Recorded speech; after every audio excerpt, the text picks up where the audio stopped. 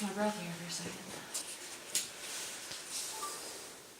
So this is a, What's what's the that? elevation at anyways here? We were at 4,000 feet Oh. at the visitor center. Yeah, yeah. And this is a really good place to see how big our formations get in here. Huge stalactites. I'm not to say. Now this one here, This one? is it?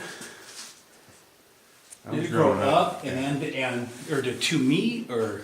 That's what's going on. Yeah, so we can see right here, if the water's running down, right, it comes to a point, that little water droplet, you can even see it, yep, Built splatters that. down. Okay, Yeah, and it's that splatter effect that gives the stalagmites a more rounded base, typically. gotcha, It's all about the water. If the water keeps coming through, they're going to keep growing. When they meet up, we get the columns. gotcha.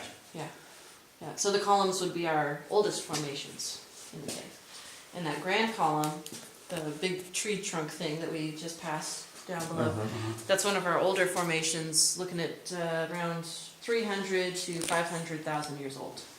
How Somewhere. how solid are they? Like Oh, they're solid.